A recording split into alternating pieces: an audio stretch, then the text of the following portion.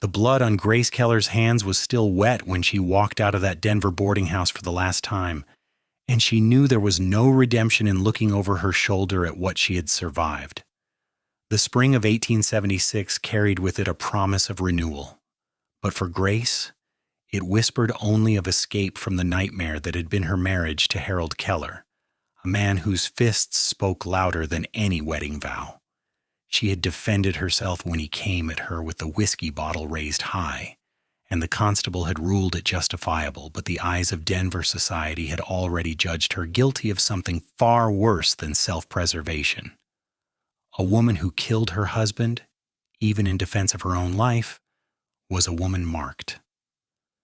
Grace boarded the southbound stage with nothing but a carpet bag containing 2 dresses, her mother's Bible, and every dollar she had managed to hide from Harold during their 3 years of matrimonial hell. She was 24 years old and she felt ancient. The stage rattled and bounced over the rough Colorado roads, carrying her away from everything she had known, and she kept her eyes fixed firmly ahead. The other passengers tried to make conversation, but Grace offered only polite monosyllables. She had learned that talking led to questions, and questions led to explanations she had no intention of providing. Trinidad, Colorado appeared on the horizon like a mirage shimmering in the late afternoon heat. The town sat nestled in the valley where the Purgatoire River cut through the landscape, surrounded by mesas and mountains that turned purple in the fading light. It was far enough from Denver to be a different world entirely, close enough to the New Mexico territory that a person could disappear if they needed to. Grace climbed down from the stage with her carpet bag clutched tight, her boots hitting the dusty main street with a finality that felt like a declaration. This was where her new life would begin, and whatever that life turned out to be, it would be hers alone. The Hotel Trinidad stood 3 stories tall on the corner of Main Street and Commercial. Its false front painted a cheerful yellow that seemed incongruous with the rough and tumble nature of the rest of the town. Grace walked through the door and approached the desk where a middle-aged woman with kind eyes and graying hair looked up from her ledger.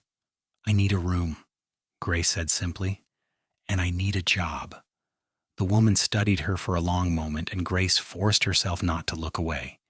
She had learned that meeting someone's gaze directly was the only way to convince them you had nothing to hide, even when you were carrying more secrets than your carpet bag could hold.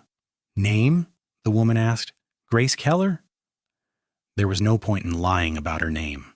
Keller was common enough, and Harold's death would be old news before anyone in Trinidad connected it to a quiet woman working in a hotel. "I am Margaret Simmons. I own this establishment with my husband, Thomas." She paused, then added, "The room is 50 cents a night, meals included. As for work, I could use someone to help with the cleaning in the kitchen, $5 a week plus your room and board." It was less than Grace had made as a seamstress in Denver, but it came with shelter and safety. She nodded. "I will take it." Margaret handed her a key. "Room 12, top floor. You can start tomorrow morning. Breakfast is at 6. Grace climbed the narrow stairs to the 3rd floor, her legs aching from the long journey. Room 12 was small but clean, with a narrow bed, a washstand, and a window that looked out over the street. She set her carpet bag on the bed and moved to the window, watching as the sun dipped behind the mountains. The sky blazed orange and red and gold, and for the first time in years, Grace felt something close to peace settle over her shoulders. She did not allow herself to think about Denver. She did not allow herself to think about Harold or the way his eyes had gone wide with shock when her desperate shove had sent him tumbling down the stairs. She did not allow herself to think about the constable's questions or the whispers that had followed her through the streets afterward. All of that was behind her. And Grace Keller had learned the hard way that survival meant moving forward, not dwelling on the past. The next morning she rose before dawn and made her way downstairs to the kitchen. Margaret was already there, her sleeves rolled up as she worked on mixing biscuit dough. The older woman showed Grace where everything was kept, explained the routine of the hotel, and introduced her to the other woman who worked there, a young Mexican girl named Rosa who could not have been more than 16 and who spoke English with a thick accent. The work was hard but honest. Grace cleaned rooms, changed linens, helped prepare meals, and served breakfast and dinner to the hotel guests. She kept her head down and her mouth shut, speaking only when spoken to, and slowly. The tight knot of fear that had been lodged in her chest since that terrible night in Denver began to loosen. Trinidad was a town balanced on the edge of civilization and wilderness. The railroad had come through a few years earlier, bringing with it an influx of miners, ranchers, merchants, and men looking to make their fortunes in the West. The town had saloons and stores, a church and a school, but it also had the wild energy of a place where the rules were still being written. Grace learned to read the rhythms of the hotel, to know which guests were just passing through and which ones were settling in for a longer stay. It was on a Tuesday morning in early June when Finn Emerson walked through the door of the Hotel Trinidad, and Grace's carefully constructed new life shifted on its axis. She was wiping down tables in the dining room when he entered, his boots loud on the wooden floor. Grace glanced up out of habit, ready to offer the standard greeting, and found herself looking at a man who seemed to fill the entire space with his presence. He was tall and broad-shouldered, with dark hair that fell just past his collar and eyes the color of a stormy sky. His face was weathered from years in the sun, with lines around his eyes that spoke of laughter and squinting into distances.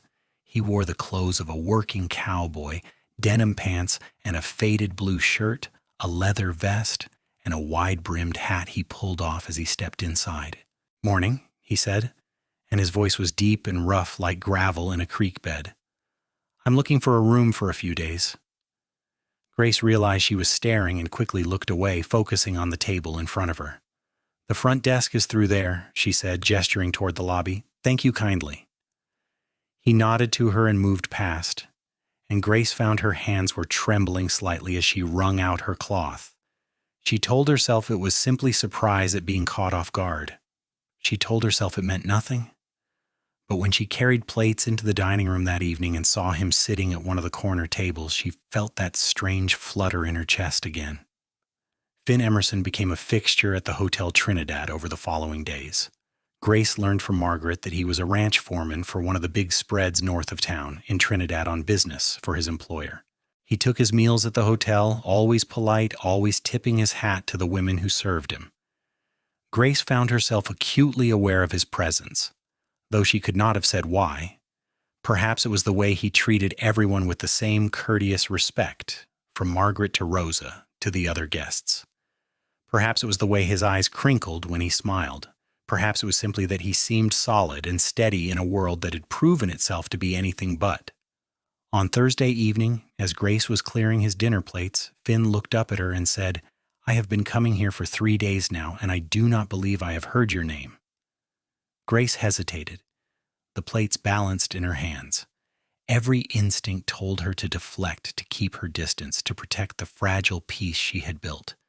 But there was something in his expression, an openness and genuine interest, that made her answer honestly. "Grace," she said. "Grace Keller. Finn Emerson." He held out his hand, and after a moment Grace shifted the plates to one arm and shook it. His grip was warm and firm, calloused from years of ranch work. "It is a pleasure to meet you properly, Miss Keller." "Mrs.," she corrected automatically, then wished she had not.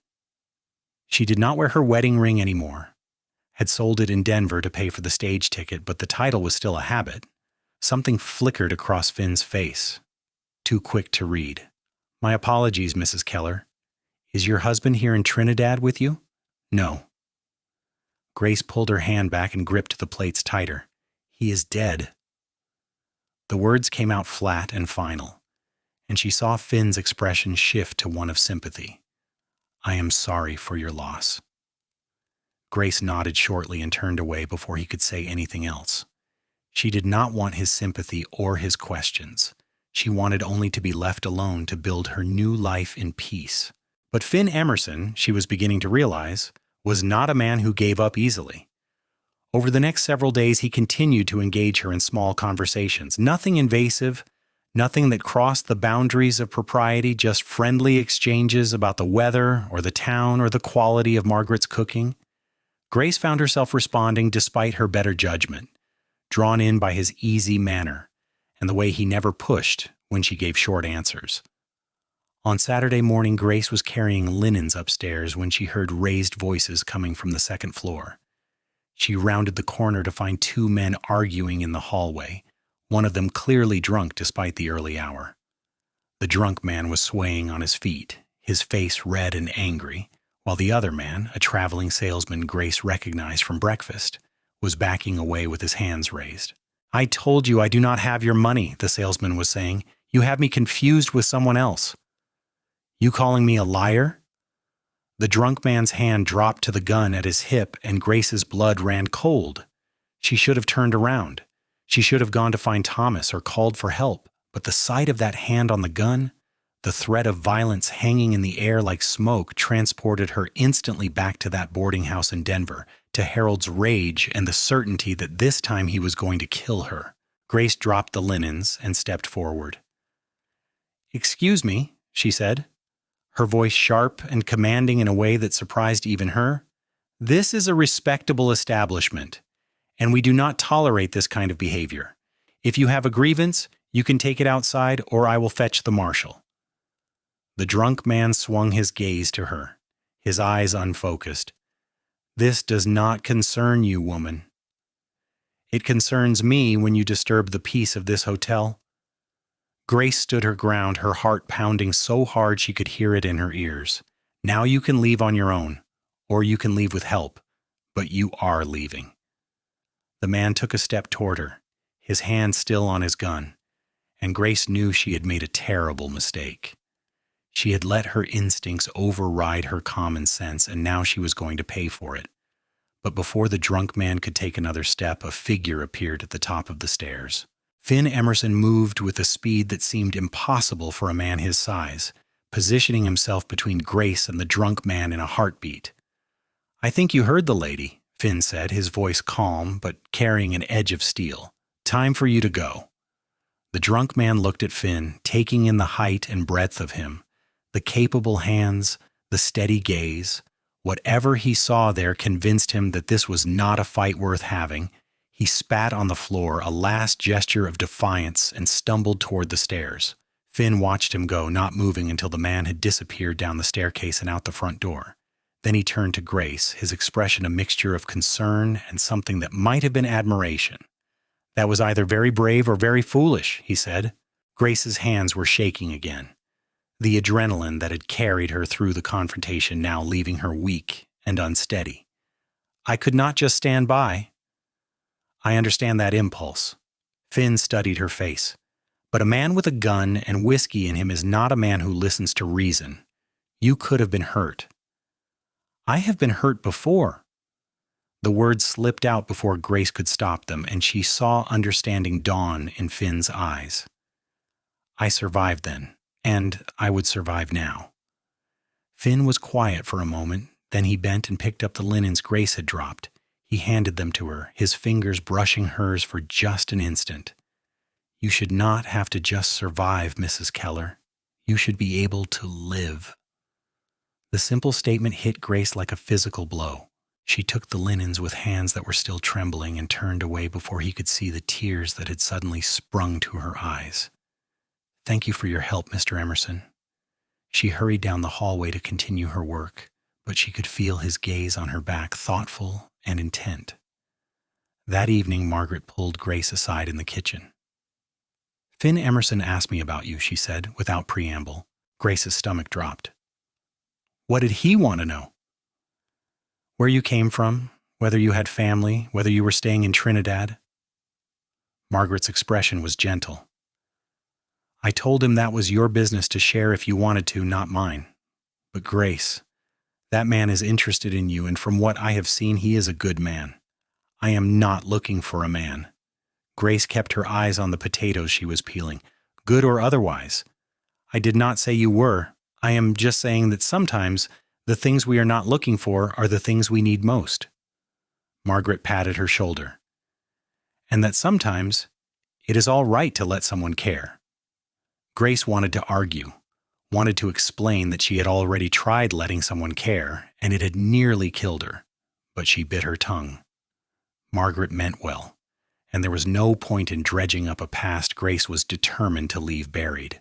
But that night, lying in her small room under the eaves, Grace found herself thinking about Finn Emerson's words. You should not have to just survive. You should be able to live. What would that even look like? She had forgotten how to imagine a life that was not defined by fear and caution. Sunday was Grace's half-day off, and she spent it doing laundry and mending the small tear in one of her dresses. She had just finished hanging her washing on the line behind the hotel when she heard footsteps on the path. She turned to find Finn approaching, his hat in his hands. "I am sorry to disturb your day off," he said, "but I wanted to ask you something." Grace wiped her damp hands on her apron. "What is it?" "There is a church social this evening. Music and dancing and food. I wondered if you might like to attend." He rushed on before she could answer. "As friends, of course. No expectations or obligations. I just thought you might enjoy getting out of the hotel for an evening." Grace's first instinct was to refuse.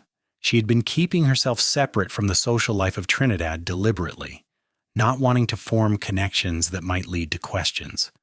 But something in Finn's expression, hopeful but respectful, made her pause. "I am not much for dancing," she said slowly. "Neither am I, to be honest. I have 2 left feet and the grace of a 3-legged cow." Finn's mouth quirked in a self-deprecating smile. "But the food is usually good, and it would be nice to have company." Against her better judgment, Grace found herself nodding. "All right, as friends." Finn's smile widened into something that made Grace's breath catch.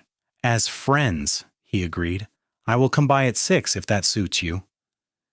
He left before Grace could change her mind, and she spent the rest of the afternoon second-guessing her decision. She had nothing appropriate to wear to a social gathering, just her 2 plain work dresses and one slightly nicer one that was still wrinkled from being packed in her carpet bag. She did the best she could, pressing the dress and pinning her dark blonde hair into a neat bun at the nape of her neck. When she looked at herself in the small mirror over the washstand, she saw a woman who looked tired and wary, with shadows under her green eyes that no amount of sleep seemed to erase. Finn arrived precisely at 6, wearing clean clothes and with his hair slicked back. He offered Grace his arm, and after a moment's hesitation, she took it. They walked through the warm evening toward the church at the edge of town, where lanterns had been strung between the trees and tables set up with food. The sound of a fiddle tuning up carried on the breeze. Grace had forgotten what it felt like to be part of a community gathering. In Denver, she and Harold had kept to themselves, her husband's temper making social situations unpredictable and dangerous. Before that, when her parents were still alive, she remembered church picnics and barn dances, the easy camaraderie of people who knew and cared for each other. This felt like a glimpse of that world she had lost. Finn introduced her to people as they arrived, and Grace tried to remember names and faces. There was the banker, Mr. Stevens, and his wife, Clara, the school teacher, Miss Harriet Walsh, who was young and enthusiastic, the blacksmith, a huge man named John who had hands like hams and a laugh that boomed, the marshal, Samuel Brooks, who tipped his hat to Grace and told Finn it was good to see him in town. They filled plates with fried chicken and potato salad and fresh bread and found a spot to sit on one of the benches that had been arranged around the edge of the gathering.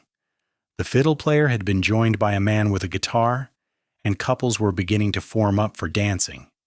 "You were right about the food," Grace said, taking a bite of chicken that was perfectly seasoned and crispy. "Mrs. Stevens is famous for her fried chicken. I heard she won a blue ribbon at the county fair 3 years running." Finn ate with obvious enjoyment. "How are you finding Trinidad? I realized I never asked if you planned to stay or if you were just passing through." It was a casual question, but Grace knew it carried weight. She considered her answer carefully. "I plan to stay, at least for now. I like the work at the hotel, and Margaret has been kind to me." "No family pulling you back to wherever you came from?" "No." Grace kept her voice neutral. "My parents died years ago, and I have no siblings. There's nothing pulling me anywhere." Finn nodded, and Grace appreciated that he did not push for more details. They ate in companionable silence for a while, watching the dancers whirl and spin to the music. Grace found herself tapping her foot in time, some part of her responding to the rhythm, despite her intention to remain detached. "Would you like to dance?" Finn asked, following her gaze. "I promise to only step on your toes a few times." Grace surprised herself by laughing. "I think I would rather watch, if you do not mind. It has been a long time since I danced, and I'm not sure I remember how." "Fair enough, though I should warn you, if we sit here long enough, someone is going to try to persuade us both out onto that floor. These church socials are notorious for people meddling in each other's business with the best of intentions, Ruiz." As if to prove his point, Mrs. Stevens appeared before them with a determined smile. "Finn Emerson, you're not going to sit on the sidelines all evening. Miss Walsh has been hoping for a dance partner, and you are just the man for the job." Finn shot Grace an apologetic look, but he stood and offered his arm to the schoolteacher, who blushed prettily. Grace watched them join the dancers, and she had to admit that Finn had not been exaggerating about his lack of grace. He was competent enough, but there was a stiffness to his movements that suggested he would rather be roping cattle than attempting a reel. Still, he made Miss Walsh laugh, and Grace felt an unexpected pang of something that might have been jealousy. She dismissed the feeling immediately. She had no claim on Finn Emerson, and she wanted none. He was being kind to her, that was all, and she would be a fool to read anything more into it. But when the dance ended and Finn returned to sit beside her, she felt an undeniable warmth at his choosing her company over staying out on the floor with the pretty schoolteacher. "You survived," she observed. "Barely. I think I stepped on her toes at least 4 times, but she was too polite to say anything." Finn stretched his legs out in front of him.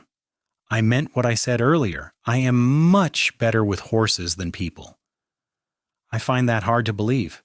You seem to know everyone here."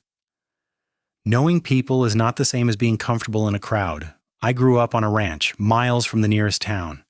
I learned early that animals are more straightforward than people. They do not lie or hide what they are feeling. A horse will tell you exactly what it thinks of you." Grace considered this. "I suppose that is true, though it sounds lonely." "It can be." Finn turned to look at her, and in the lantern light, his eyes were serious. "But I imagine being surrounded by people can be lonely too, if they are the wrong people."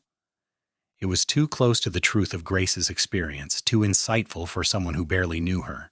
She looked away, focusing on the dancers. "Yes," she said quietly, "it can be." They sat together as the evening deepened, the music continuing and the lanterns glowing warmer as the sky darkened. Grace found herself relaxing in increments, the tension she had carried for so long easing just slightly. Finn did not demand conversation, seemed content to simply share the space with her, and Grace discovered that his presence was soothing rather than threatening. When the social finally ended and people began to disperse, Finn walked Grace back to the hotel. The streets of Trinidad were quiet. Most of the businesses closed for the night. A dog barked somewhere in the distance, and Grace could hear the sound of the river flowing past the edge of town. They reached the hotel, and Grace turned to face Finn in the doorway. "Thank you for inviting me. I enjoyed the evening." "So did I." Finn hesitated, then said, "Grace, I know you have your reasons for being private, and I respect that. But I want you to know that if you ever need anything, help or a friend or just someone to talk to, I am here. No strings attached." The simple kindness of the offer made Grace's throat tight. "Why?" she asked. "Why would you offer that to someone you barely know?" Finn was quiet for a moment, choosing his words. "Because I have seen enough of the world to recognize when someone is carrying more than their fair share of weight. And because I think you are someone worth knowing, Mrs. Keller, I would consider it a privilege to be your friend." Grace did not know what to say to that. She had become so accustomed to suspicion and judgment that straightforward kindness left her speechless. "I should go in," she finally managed. "But thank you. For everything." She slipped inside before Finn could respond, her heart beating fast. She climbed the stairs to her room and sat on the edge of the bed, her hands pressed to her flushed cheeks. What was she doing? She had come to Trinidad to escape, to build a quiet life where no one knew her history and no one made demands on her. She had not come here to develop feelings for a cowboy with storm cloud eyes and a gentle smile. Except, she realized with a sinking sensation, it might already be too late. The next morning, Grace learned that Finn's business in Trinidad was concluded and he was returning to the ranch. She told herself the disappointment she felt was unreasonable and that it was for the best. Distance would help her regain her equilibrium and remember her resolution to remain alone. But as she was serving breakfast, Finn caught her eye and asked, "Might I have a word before I leave?" Grace nodded and followed him out to the hotel porch. The morning was cool and clear, the mountains sharp against the blue sky. "I will be back in Trinidad in 2 weeks," Finn said without preamble. "I would like to call on you if you would permit it. Properly, I mean, not just running into each other at the hotel." Grace's first instinct was to refuse, but she found herself thinking about what Margaret had said about letting someone care. She found herself thinking about Finn's words from the day before about living instead of just surviving, and she found herself nodding before her cautious mind could overrule her heart. "I would like that," she said. Finn's face lit up with a smile that made him look years younger. "Good. That's very good. I will see you in 2 weeks then." He left on horseback, riding north out of town, and Grace watched until he disappeared from sight. Why? Then she turned and went back inside to face Margaret's knowing smile. The 2 weeks passed slowly. Grace worked and saved her wages and tried not to think about Finn Emerson. She was mostly unsuccessful. She found herself replaying their conversations, remembering the way he had stepped between her and danger, the warmth of his hand when they shook in introduction. She told herself she was being foolish, that she was risking the peace she had worked so hard to establish, but her heart refused to listen to reason. When Finn returned to Trinidad exactly 2 weeks later, Grace was waiting. He took her for a walk along the river, and they talked about everything and nothing. He told her about the ranch where he worked, about the cattle and the horses and the vast stretches of open land. She told him carefully edited stories about growing up in Kansas, about learning to sew from her mother and bake bread from her grandmother. They did not talk about Harold or the circumstances that had brought Grace to Trinidad, and Grace was grateful for Finn's tact in not asking. Over the following months, a pattern established itself. Finn would come to Trinidad every 2 or 3 weeks, and he would spend his time there with Grace.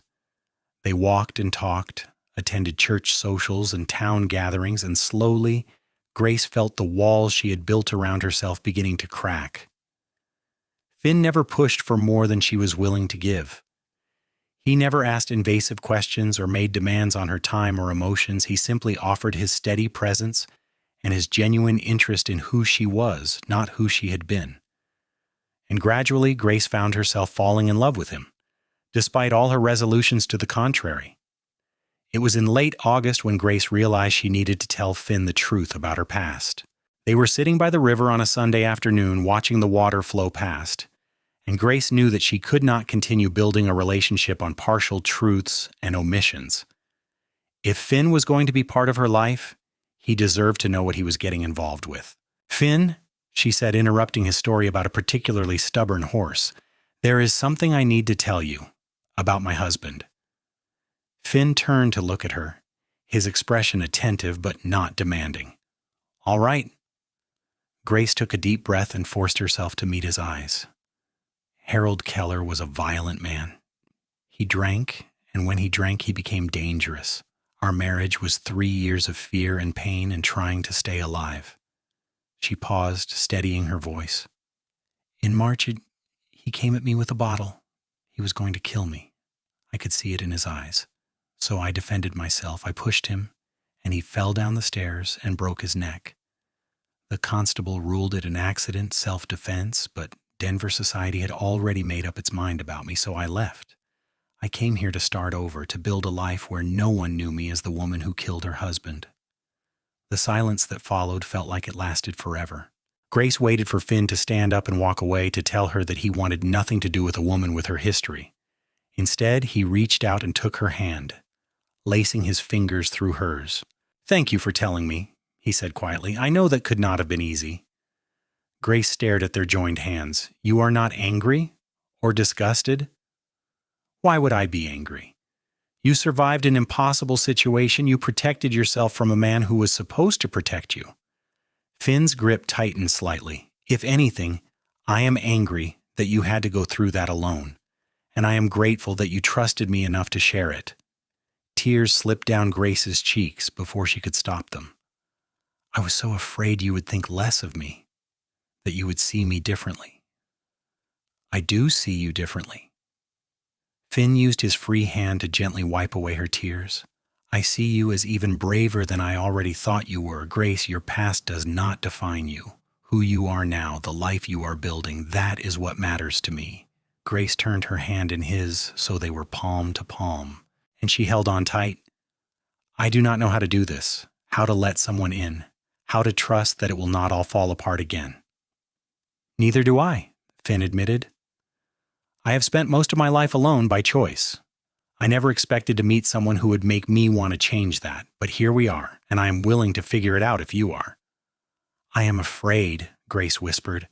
"What if I'm too broken to do this right?" "You are not broken. You are healing." Finn brought her hand to his lips and kissed her knuckles gently. "And I will be here, for as long as you want me. No pressure, no expectations, just me and you taking it one day at a time." It was the promise Grace had not known she needed. She leaned her head against Finn's shoulder and he wrapped his arm around her, and they sat by the river as the summer sun began to set behind the mountains. In September, Finn asked his employer for time off and spent a full week in Trinidad. He helped Thomas Simmons with repairs around the hotel, fixed a leaking pipe in the kitchen, and rebuilt the front steps that had been sagging. Grace watched him work, marveling at the easy competence with which he handled tools and materials, and she felt something settle in her chest that might have been contentment. On his last evening in town, Finn took Grace for a walk up into the foothills. They climbed to a spot that overlooked Trinidad. The town spread out below them with lights beginning to glow in windows as dusk approached. Finn spread a blanket on the ground and they sat together, his arm around her shoulders, her head resting on his chest. "I spoke to my boss about something," Finn said after a while. "There is a small house on the ranch property, been sitting empty for a year now. It was built for the previous foreman, but he moved on, and the new foreman, that is me, has been staying in the bunkhouse. My boss said I could fix it up and live there if I wanted, make it a proper home." Grace lifted her head to look at him. "That sounds wonderful." "It would be even more wonderful if I had someone to share it with." Finn met her eyes, and Grace saw nervousness and hope warring in his expression. "Grace Keller, I know we have not been courting long by conventional standards, but I also know that I have never felt about anyone the way I feel about you. I am not asking you to make any decisions right now, but I wanted you to know that I'm thinking about a future with you in it, if you are willing." Grace's heart was pounding so hard she thought Finn must surely be able to hear it. "You want to marry me?" "Eventually, yes, if you would have me. I know you need time, and I'm not rushing you. But I want you to know where my heart is. I love you, Grace. I think I have loved you since the day you stood up to that drunk man in the hotel hallway, all fire and courage. You are the strongest, bravest, most remarkable woman I have ever known, and I want to spend my life making sure you never have to be afraid again." The words unlocked something in Grace that she had been holding carefully contained. She surged up and kissed Finn, pouring into it all the feelings she had been too cautious to express. He caught her in his arms and kissed her back, deep and thorough and full of promise. When they finally pulled apart, both of them were breathing hard. "I love you too," Grace said, the words feeling strange and wonderful on her tongue. "I did not think I would ever be able to say that again and mean it, but I do. I love you, Finn Emerson. And yes, I want that future with you. Not someday, not eventually. Soon, as soon as you want it." Finn's expression transformed into pure joy. "Are you sure? I do not want you to feel pressured. I am sure. I have spent months being cautious and careful, protecting myself from getting hurt again. But you have shown me that not all men are like Harold, that there is such a thing as a good man who keeps his promises. I am ready to stop looking back and start looking forward. With you." Finn kissed her again, softer this time, reverent. "Then we will do this properly. I will speak to the pastor and we will get married here in Trinidad, with Margaret and Thomas as witnesses if you would like. And then I will take you home to the ranch and we will build that future together." Grace felt tears sliding down her cheeks again, but this time they were tears of happiness. Yes, yes to all of it. They were married 3 weeks later in the small church at the edge of Trinidad. Grace wore a new dress that Margaret had helped her make, pale blue calico with white lace at the collar and cuffs. Finn wore his best clothes, his hair neatly combed, his expression awed as Grace walked down the aisle toward him. Margaret and Thomas stood up with them, and Rosa cried happy tears in the front pew. The pastor, a kindly old man named Reverend Fletcher, pronounced them husband and wife, and when Finn kissed Grace, she felt as though her entire life had been leading to this moment. There was a small celebration at the hotel afterward, with cake and coffee and well wishes from the people of Trinidad who had come to know and care for Grace over the past months. Grace looked around at the friendly faces, at Margaret beaming with pride, at Finn's hand secure in hers, and she realized that she had found something she thought she had lost forever. She had found a home.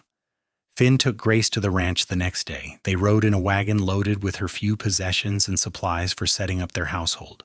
The ranch was north of Trinidad, nestled in a valley with good water and grass. The main house was large and well-maintained, and behind it were the bunkhouse, the barn, and the small house that would be Grace and Finn's home. It was a simple structure, just 3 rooms, a main living space with a kitchen area, a bedroom, and a small room that could serve as storage or eventually a nursery, but it had good bones, and a stone fireplace and windows that looked out over the valley. Finn had already started repairs, replacing rotted floorboards and fixing the roof, and Grace could see the potential in it. "It is perfect," she said, standing in the doorway and looking around. "It is absolutely perfect." Finn came up behind her and wrapped his arms around her waist, resting his chin on the top of her head. "It will be even better once we make it ours. I was thinking we could build some shelves for your things and maybe get a proper stove for cooking instead of just using the fireplace. And there is space out back for a garden if you want one." Grace leaned back against him, feeling safe and cherished in his embrace. "I would love a garden. I used to help my mother with hers before she died. I had forgotten how much I enjoyed it." "Then we will have a garden, whatever you want, Grace. This is your home as much as it is mine." They spent the next week settling in and making the house their own. Finn built the shelves he had promised, and Grace filled them with her mother's Bible, a few books she had acquired, and small treasures she found in the surrounding landscape, interesting rocks and dried flowers. They ordered a proper stove from the catalog, and when it arrived, Grace spent an entire day learning its quirks and temperament. She planted a garden behind the house, working the soil and planting seeds for vegetables and herbs. Finn built a chicken coop, and they acquired a small flock of hens for fresh eggs. Grace learned the rhythms of ranch life, so different from the hotel or her previous existence in Denver. She learned to read the sky for weather changes, to listen for the sounds that meant danger or trouble. She learned which of the ranch hands were trustworthy and which were prone to laziness. She baked bread and cooked meals and mended clothes, but this time it was for a household built on love and respect rather than fear and obligation. Finn was everything Harold had not been. He was patient and kind, quick to laugh and slow to anger. He treated Grace as an equal partner, asking her opinion on decisions and respecting her answers. When they disagreed, which was rarely, he listened to her perspective and worked toward compromise. He never raised his voice, never raised his hand, and gradually Grace's instinct to flinch at sudden movements began to fade.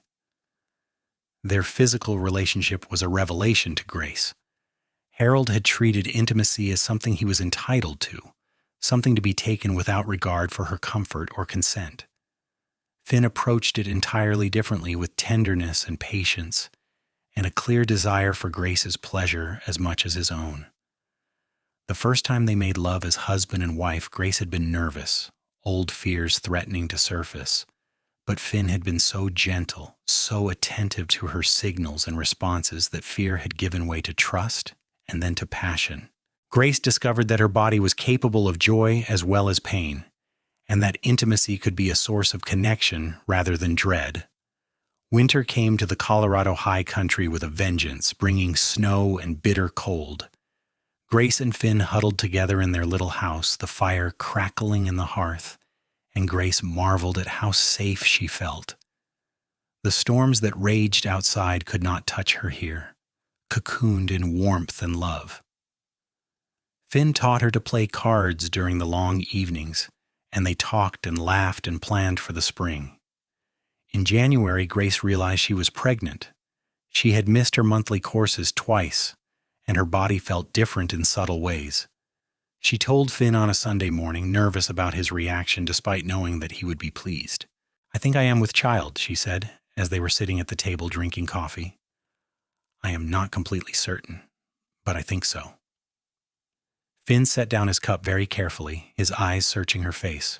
"How do you feel about that?" It was such a Finn question, putting her feelings first before his own.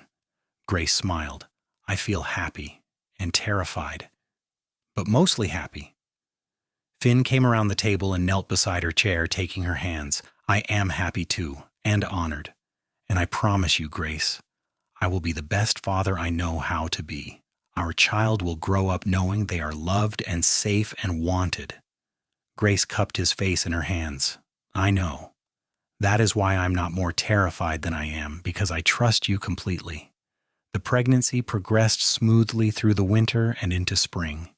Grace bloomed under Finn's attentive care, her body rounding with the growing life inside her. She continued working in the garden as the weather warmed, planting and tending with Finn hovering nearby in case she needed help. The ranch hands teased Finn mercilessly about his mother hen tendencies, but he took it good-naturedly, making it clear that his wife's well-being was more important than his pride. In late May, Grace went into labor. It was a warm afternoon, and she had been shelling peas on the porch when the first pain gripped her. Finn, who had been working in the barn, came running at her call. He helped her inside and sent one of the ranch hands racing to Trinidad to fetch the midwife. The labor was long and difficult. Grace had heard stories from other women about childbirth, but nothing had prepared her for the intensity of it, the way the pain came in waves that threatened to overwhelm her. But Finn stayed by her side the entire time, holding her hand and wiping her forehead with a cool cloth and murmuring encouragement. The midwife, a capable woman named Mrs. Patterson, directed Grace through the pushing, and finally, as the sun was setting, Grace's son was born. He was small and perfect, with a shock of dark hair and lungs that announced his arrival to the world. Finn cut the cord with shaking hands, and when Mrs. Patterson placed the baby in Grace's arms, she looked down at his tiny face and felt her heart expand to hold more love than she had known was possible. "He is perfect," Finn said, his voice choked with emotion. He reached out to touch the baby's hand, and the tiny fingers immediately curled around his. "Absolutely perfect. What should we name him?" Grace had been thinking about this for months. "I would like to name him after your father, if that is all right with you." Finn's eyes went bright with tears. "My father's name was Robert James." "Then that is what we will call him, Robert James Emerson." Grace looked up at her husband, at the love and wonder in his expression, and she knew with absolute certainty that she had made the right choice. This man, this life, this tiny person they had created together, this was what she had been searching for without knowing it. Robert, or Robbie as they quickly began calling him, was a good baby. He nursed well and slept reasonably, and both Grace and Finn were instantly besotted with him. Finn proved to be a natural father, patient and loving, and not at all bothered by the less pleasant aspects of infant care. He would walk the floor with Robbie in the middle of the night, singing old cowboy songs in his gravelly voice, and Grace would watch from the bed and feel so full of happiness she thought she might burst. Summer passed in a blur of sleepless nights and small milestones. Robbie's first smile, directed at his father, his first laugh, a gurgling sound that made both Grace and Finn laugh in response. The way he would track movement with his eyes, growing more alert and engaged with the world around him every day. In August, Grace received a letter forwarded from the Hotel Trinidad. It was from a lawyer in Denver informing her that Harold's small estate had been settled and she was entitled to inherit. There was not much, just a few $100s and some household goods that had been in storage, but the lawyer asked if she wanted him to send it on or donate it to charity. Grace showed the letter to Finn that evening. "What do you think I should do?" Finn read it through, then handed it back. "It is your decision, Grace. That is your money by right." "I do not want anything that was his." Grace stared at the letter. "I do not want any reminder of that life. But I also think about what that money could do for us. We could improve the house, or save it for Robbie's future, or a dozen other practical things." "Those are all good reasons to take it," Finn said. "And Grace, you earned that money by surviving 3 years of hell. It does not have to be a reminder of Harold. It can be a foundation for building something better." Grace considered this, then nodded slowly. "You are right. I will write back and ask them to send it on. And I'm going to use part of it to buy something I have wanted for a long time. A proper sewing machine. I can take in mending and alterations, earn a little extra money for the household. I think that is a fine idea." Finn pulled her close and kissed the top of her head. "See? You are taking something from your past and transforming it into something useful for your future. That is exactly what you have done with your whole life since coming to Trinidad." The money arrived 6 weeks later, and with it came a letter from the lawyer informing Grace that Harold's death had been officially closed as accidental, and that no further questions would be raised about it. Reading that brought Grace an unexpected sense of relief. It felt like the final door closing on her old life, the last loose end tied up neatly. She was free, truly free to move forward without the shadow of the past hanging over her. She ordered the sewing machine from a catalog, a beautiful Singer model with intricate decorations on the black cast iron. When it arrived, Finn set it up in the corner of their living space, and Grace spent hours learning to use it, practicing on scraps of fabric until she felt confident. Then she let it be known in Trinidad that she was available for sewing work, and soon she had a steady stream of customers bringing her dresses to him, shirts to mend, curtains to make. The work gave Grace a sense of purpose beyond her household duties, and the extra income was helpful as they continued to improve their home and save for the future. More than that, it connected her to the community of Trinidad in a new way. Women would come to her house for fittings and linger to chat, sharing news and gossip and forming friendships. Grace, who had been so isolated for so long, found herself part of a network of women who supported and helped each other. Robbie thrived, growing from an infant to a curious, active toddler. He learned to crawl and then to walk, and suddenly the house felt much smaller as he explored every corner. He was fascinated by the ranch animals, especially the horses, and Finn would carry him out to the barn to see them, teaching him the names of each one and letting him pet their soft noses. Grace would watch father and son together and feel a gratitude so deep it was almost painful. In the fall of 1878, when Robbie was almost 18 months old, Grace realized she was pregnant again. This time the pregnancy felt easier, perhaps because she knew what to expect, or perhaps because she was not working as hard as she had during the first one. She continued her sewing work through most of the pregnancy, only stopping when she became too large to comfortably reach the machine. Their second child, a daughter, was born in April of 1879. The labor was shorter than with Robbie, and when Mrs. Patterson placed the baby in Grace's arms, she looked down at her daughter's delicate features and immediately chose a name. "Sarah," she said, "after my mother. Sarah Margaret for my mother and for Mrs. Simmons, who was so kind to me when I first came to Trinidad." Finn kissed Grace's forehead, his hand gentle on Sarah's downy head. "Sarah Margaret Emerson. It is beautiful. She is beautiful. You are beautiful. I love you so much, Grace." "I love you too."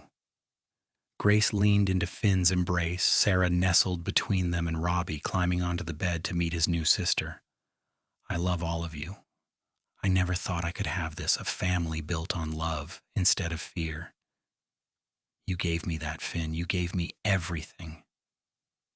You gave me everything too, Finn said quietly. I was just going through the motions before I met you, Grace. Existing but not really living. You taught me what it means to truly love someone. To build a life that matters, I will spend every day for the rest of my life being grateful that you walked out that door in Denver and came to Trinidad. Grace thought about that long ago day when she had boarded the stage with nothing but a carpet bag and a determination to never look back. She thought about how she had kept her eyes forward, refusing to let the past define her future. And she thought about how Finn had understood that about her from the beginning, had respected her need to move forward, and had made sure she never had to look back by building a future with her that was worth moving toward. I was the woman who never looked back once I left, Grace said softly, and you were the cowboy who made sure I never had to. Finn smiled and kissed her. I think that sounds like a pretty good story. The best story, Grace agreed. The years that followed were not without their challenges. There were droughts that made the ranch struggle, and winters that were bitter and long. There were illnesses that swept through, leaving everyone exhausted and worried. Robbie broke his arm falling out of a tree when he was 6, and Sarah developed a terrible cough that took weeks to resolve when she was 3. But through all of it, Grace and Finn faced each challenge together, their love and partnership only growing stronger with time. They had 2 more children, another son named Thomas William, born in 1881, and a final daughter named Clara Rose, born in 1884. Their little house grew cramped with 4 children, and Finn spent 2 summers building an addition, adding 2 more bedrooms and expanding the kitchen. The garden grew larger each year, producing enough vegetables to feed the family and some to sell in Trinidad. The chicken flock expanded, and Grace started keeping bees, selling honey to add to the household income.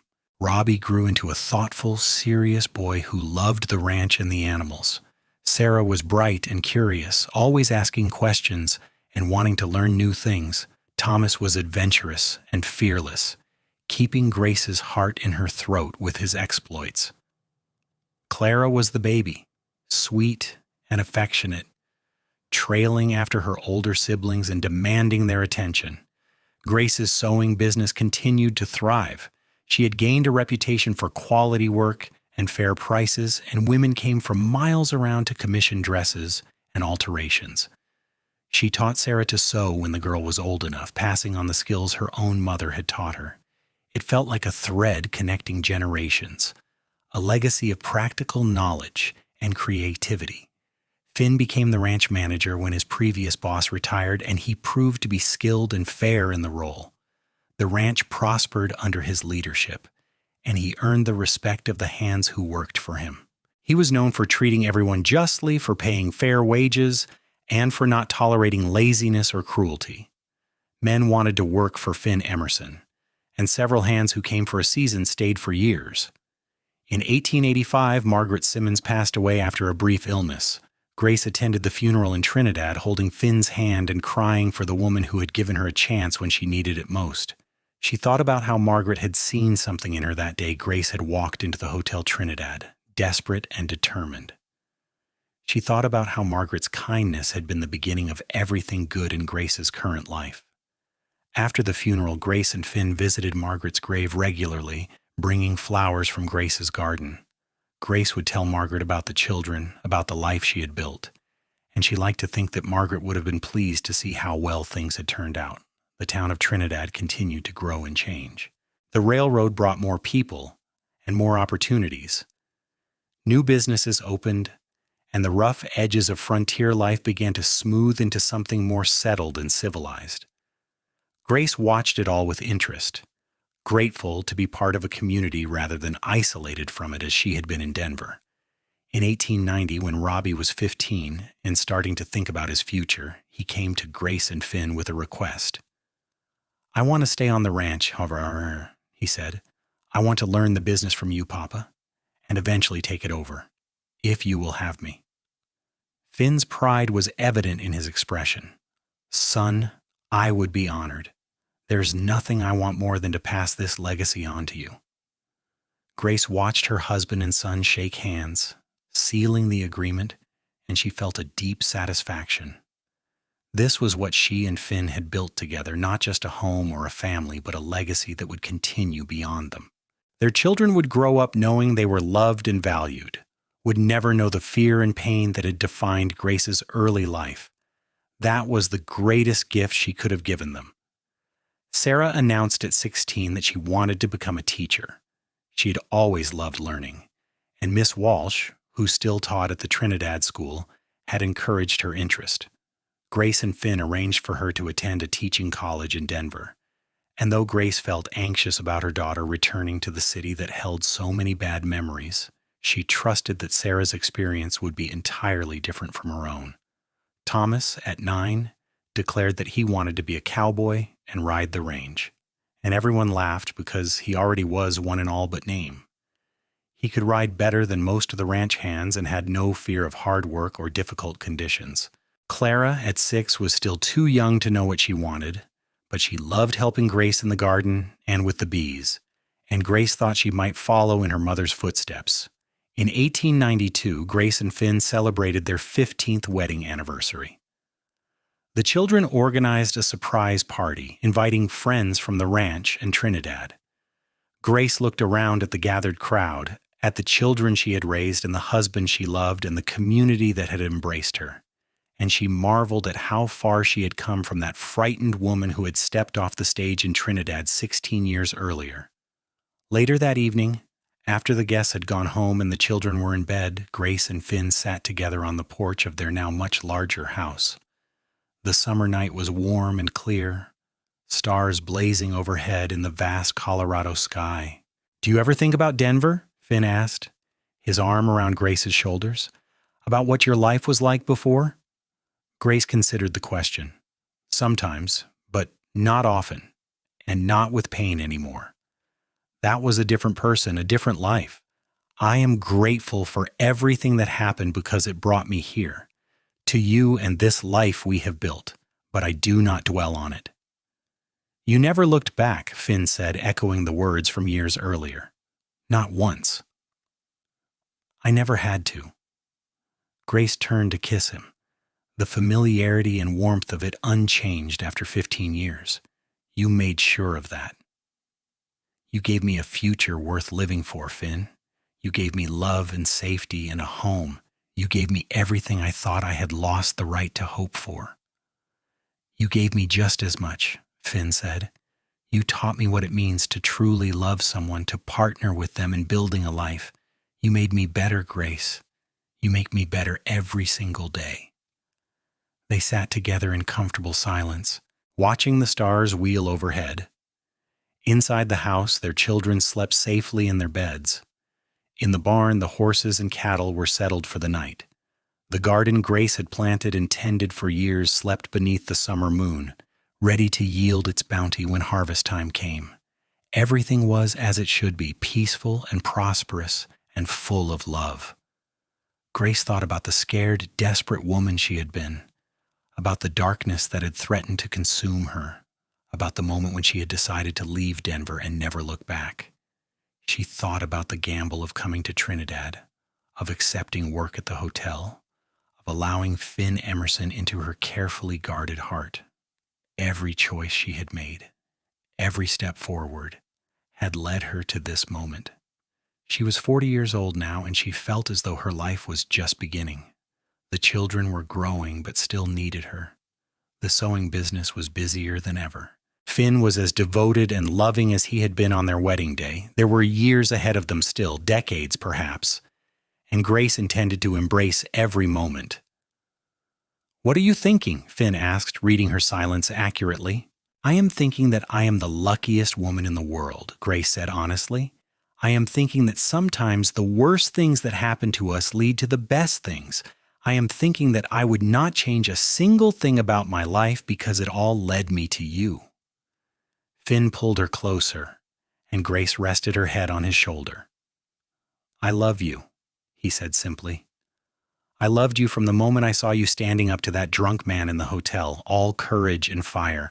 I loved you when you told me about Harold and trusted me with your pain. I loved you when you agreed to marry me, and I loved you when you gave birth to our children. I have loved you every single day for 15 years, and I will love you every day for the rest of my life." "And I will love you," Grace promised, "always and forever, until my last breath and beyond." They sat on the porch long into the night, two people who had found each other against all odds and built something beautiful and lasting together. The cowboy who had seen past Grace's walls to the woman beneath, and the woman who had dared to trust again after betrayal. They had made sure that neither ever had to look back because the life they had built together was so full of love and joy that the past had no power over them anymore. Years continued to pass in their steady, satisfying rhythm. Sarah graduated from teaching college and accepted a position at the Trinidad school, taking over from Miss Walsh, who finally retired. She boarded with friends in town during the week, but came home to the ranch on weekends, full of stories about her students and her growing love for education. At 20, she met a young lawyer named David Monroe who had moved to Trinidad to open a practice. The courtship was brief but intense, and Finn and Grace gave their blessing when David asked for Sarah's hand. They were married in the same church where Grace and Finn had spoken their vows, and Grace cried happy tears as she watched her daughter walk down the aisle. Robbie, now 21, had become Finn's right hand on the ranch. He had inherited his father's steady patience and his mother's determination, and the ranch hands respected him as much as they did Finn. He was courting a young woman named Emily, the daughter of the banker, and Grace suspected an engagement was not far off. Thomas, at 15, was everything his name suggested, doubting and questioning and pushing boundaries. But he was also fiercely loyal to his family and hardworking when the spirit moved him. Finn had his hands full managing Thomas's wilder impulses, but there was pride mixed with the exasperation. Clara, at 12, was blossoming into a thoughtful young woman with a gift for growing things. She had taken over much of the garden work from Grace, experimenting with new varieties of vegetables and flowers.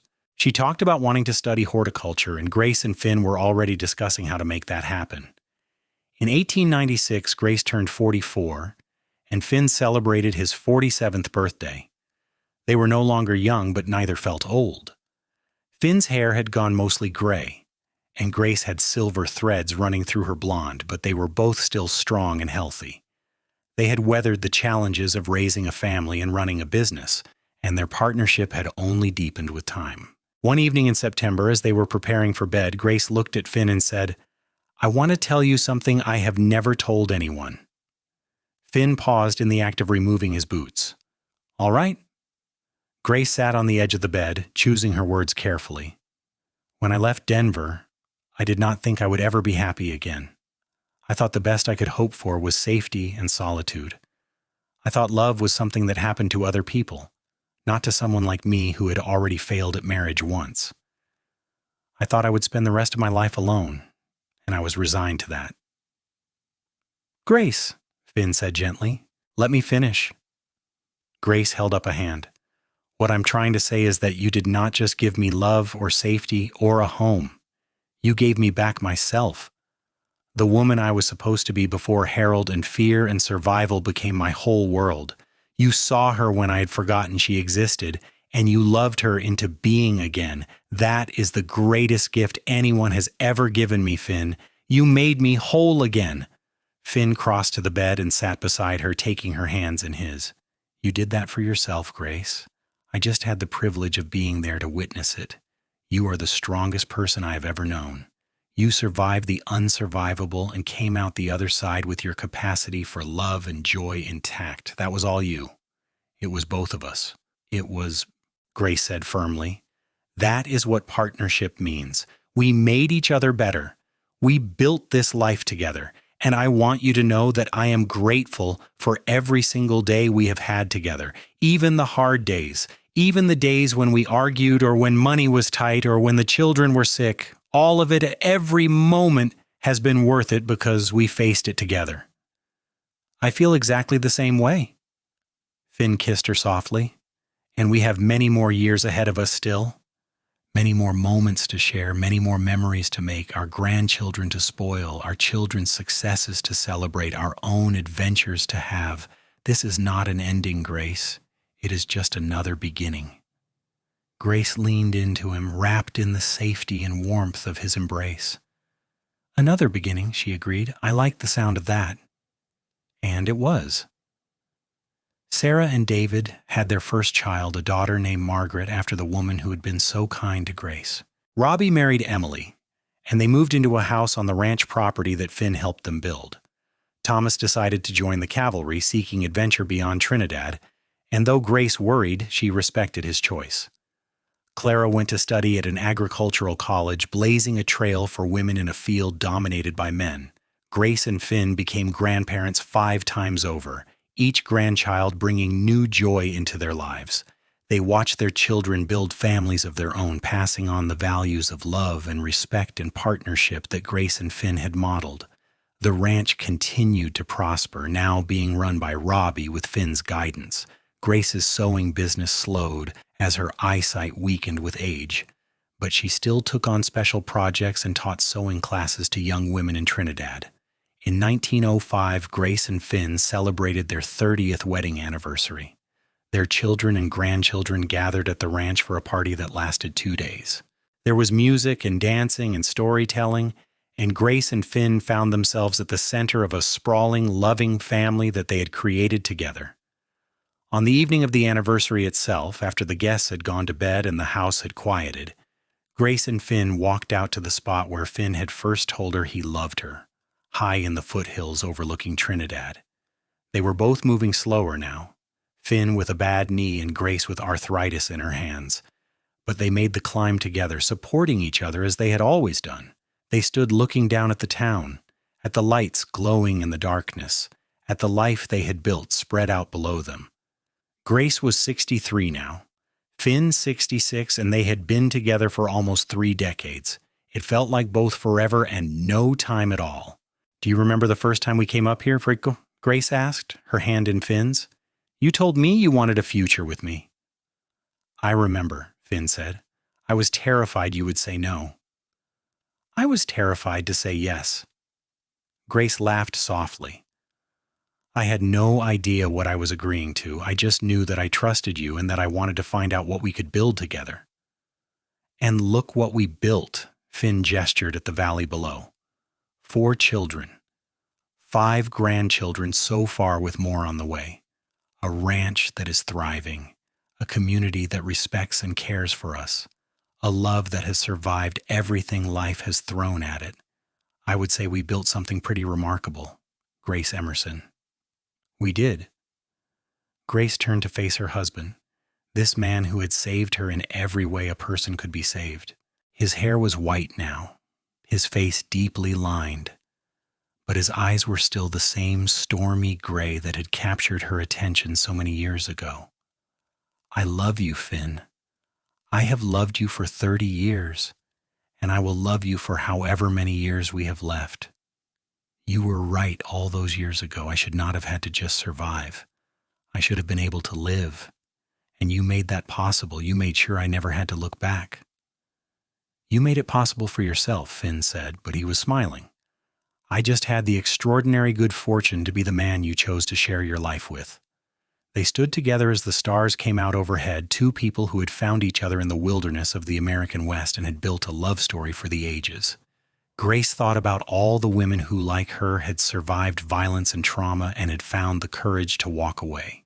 She thought about all the men who, like Finn, had the capacity to love without dominating, to support without controlling, to partner without possessing.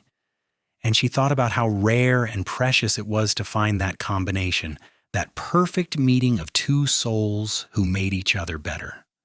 The town of Trinidad glowed below them, and beyond it, the vast darkness of the Colorado night stretched to the horizon. Somewhere out there were women like Grace had been, scared and desperate and dreaming of escape. Somewhere out there were men like Finn looking for someone to share their lives with, and Grace sent out a silent hope that they would find each other, that they would have the courage to trust and the wisdom to cherish what they built together. "Ready to head back?" Finn asked as the night grew cooler. Grace nodded, and they began the careful descent back to their home. They walked slowly, mindful of the darkness and their aging bodies, but they walked together as they had for 30 years. And when they reached the house and climbed into bed surrounded by the sleeping presence of their family, Grace felt complete. She had been the woman who never looked back once she left, who had walked away from pain and darkness and had never allowed herself to dwell on what she had survived. And Finn had been the cowboy who made sure she never had to, who had built a future so full of love and light that the past had no power to hurt her anymore. It was, Grace thought as she drifted off to sleep in her husband's arms, the best possible ending to a story that had started in the worst possible way. And more than that, it was proof that endings could become beginnings, that survival could transform into joy, and that love, true love, had the power to heal even the deepest wounds. Their story became family legend, passed down to the grandchildren and great-grandchildren who came after. The tale of Grace, who had fled Denver with nothing but courage and determination, and Finn, who had seen past her walls to the woman beneath. The tale of two people who had built a life together in the wild heart of Colorado, who had faced challenges and celebrated triumphs, who had loved each other through everything life could throw at them. Finn passed away in 1912 at the age of 73, dying peacefully in his sleep with Grace holding his hand. Grace mourned him deeply but without regret, knowing that they had used every day of their time together well. She lived another 8 years, surrounded by children and grandchildren and great-grandchildren, the matriarch of a family that embodied everything she and Finn had valued: love, respect, hard work, and loyalty. When Grace died in 1920 at the age of 78, she was laid to rest beside Finn in the cemetery overlooking Trinidad. Their matching headstones were simple, bearing their names and dates and a single inscription that Sarah had chosen. Together they built a life worth living. And it was true. They had built a life worth living, a love worth celebrating, a legacy worth remembering. Grace Keller, who had once been broken and afraid, had become Grace Emerson, beloved wife and mother and grandmother. And Finn Emerson, who had been content with solitude, had become the anchor and foundation of a family that would endure for generations. Their story was one of hope and healing, of second chances and hard-won happiness. It was a story that reminded everyone who heard it that no matter how dark the past, the future could be bright if you had the courage to reach for it. And that sometimes the most important decision you could make was to keep moving forward, to refuse to let the past define you, and to trust that somewhere out there was a person who would make sure you never had to look back. In the end, Grace and Finn's story was simply a love story, but it was the kind of love story that changed lives and inspired generations. It was the kind of love story that proved love could conquer fear, that partnership could heal wounds, and that happy endings were possible even for those who had survived the darkest beginnings. And in the wild, beautiful landscape of Colorado, where the mountains touched the sky and the rivers ran clear and cold, that love story lived on, a testament to the power of two people who had found each other against all odds and had built something beautiful together. Grace had been the woman who never looked back once she left, and Finn had been the cowboy who made sure she never had to. Together, they had been extraordinary. Had